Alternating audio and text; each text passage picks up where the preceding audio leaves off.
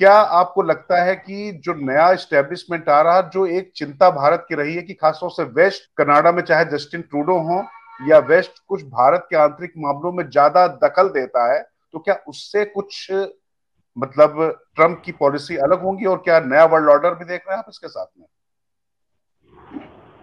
देखिए, इस बार का जो राष्ट्रपति चुनाव हुआ है अमेरिका में, उसमें मुख्य तौर पर घरेलू मुद्दे उठाए गए थे। इमिग्रेशन का मुद्दा था, एबॉर्शन का मुद्दा था, एम्प्लॉयमेंट इकोनॉमी का मुद्दा था, ट्रेड का भी मुद्दा था। तो इन सब मुद्दों को चुनावी नजरिए से हमें देखना होगा।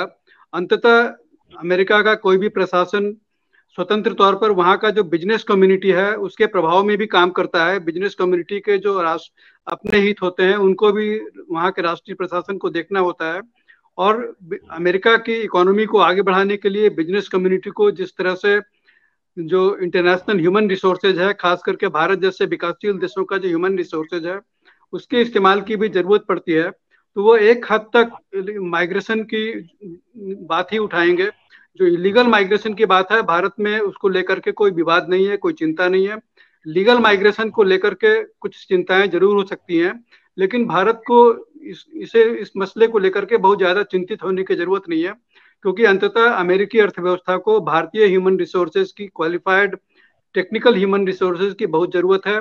जिस तरह से ग्लोबल कैपेबिलिटी सेंटर्स भारत में खुल रहे हैं और जिस तरह से ये ग्लोबल कैपेबिलिटी सेंटर अमेरिका की इकोनॉमी में चार चांद लगा रहे हैं, जो एडवांस टेक्नोलॉजी के क्षेत्र हैं, वो भारत से जिस तरह से टेक्निकल मैन पावर की वजह से उनका आगे बढ़ रहा है, वह अमेरिका के लिए बहुत जरूरी हो जाता है। तो लीगल माइग्रेशन, यदि अमेरिका का नया प्रशासन, डोनाल्ड ट्रंप का प्रशासन, यदि इस पर किसी तरह की वीजा, H1B वीसा और इस तरह के वीसा पर रोक लगाने की कोशिश करेगा, तो अमेरिकी बिजनेस का दबाव अमेरिकी प्रशासन पर बढ़ सकता है, क्योंकि इससे अमेरिकी इकोनॉमी पर भी प्रतिकूल असर पड़ सकता है। तो भारत को इसे लेकर के चिंतित नहीं होनी चाहिए।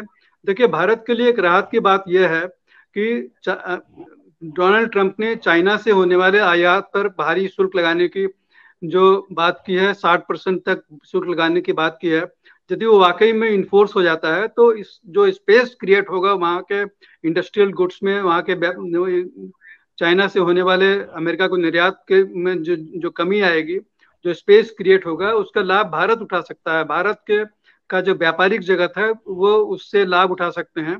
तो यह भारत के लिए एक लाभजनक स्थिति तुलनात्मक रूप में हम देख सकते हैं कि पैदा हो रही है। तो भारत को बहुत चिंतित नहीं होनी चाहिए। देखिए, भारत और जिस तरह से नरेंद्र मोदी और डोनाल्ड ट्रंप के बीच जो पर्सनल केमिस्ट्री पहले टर्म के दौरान विकसित हो गई थी, अब दूसरे टर्म के दौरान भी फिर से आगे बढ़ने की हम उम्मीद कर सकते हैं, क्योंकि जो अंतर्राष्ट्रीय जो सामरिक समीकरण जिस तरह से विकसित हो रहे हैं उसमें अमेरिका को और भारत को एक दूसरे की जरूरत है। अमेरिका भारत को अलग करके, आइसोलेट करके नहीं चल सकता, और भारत को भी अमेरिका की जरूरत है।